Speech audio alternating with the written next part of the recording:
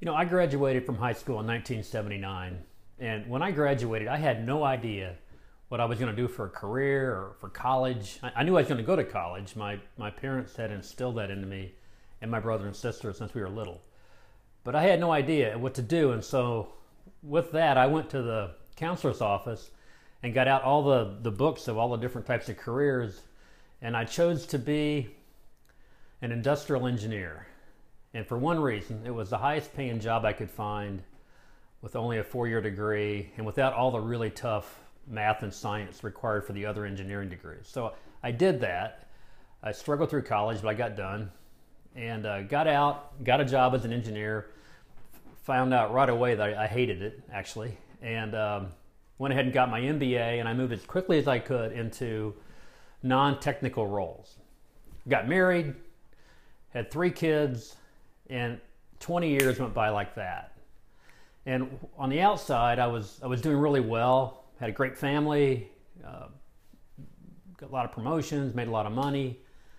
The career was great. From the outside, everybody thought life was good, but inside something was not quite right. Something was churning inside of me, and it didn't really hit me until about 8 years ago when my youngest son was graduating from high school. Maybe it's a typical midlife crisis, but it hit me like bricks in the head that I was doing the wrong thing. I was in a job that I didn't have any connection to. I didn't really feel any meaning. And long story short, I had kind of an epiphany one morning, and I quit that job and I opened up a recruiting business.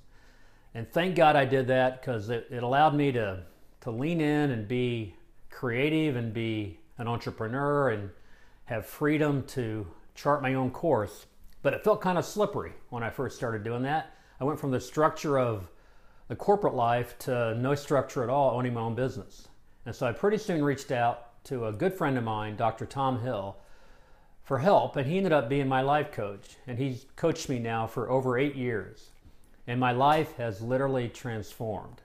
And one thing I've learned is that I not only can, but I have an obligation to design my life. Like, you know, most people, they plan their vacations more than they plan their lives.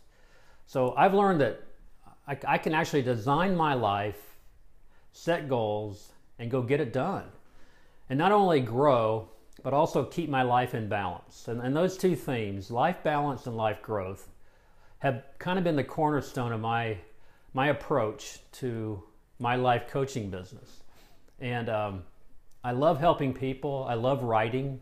In fact, one of these days, I hope to become a full-time writer. But anyway, I want to share with you that I know a lot of people who go through life, maybe their entire life, on a path or a direction that other people set for them. And they don't take the opportunity to really reflect on what's important to them. What is their calling? What's their purpose? And thank God I had a wake-up call at 45 and made a big change. But if you're living a life that's not authentic, that's not your calling, that's not your purpose, that doesn't turn you on every day, then you might want to make a change. And I love helping people kind of figure that out and make that change. So that's an overview of what drives me, what gets me up every morning. And if it resonates with you, I'd love to hear from you. Until then, we'll talk to you later.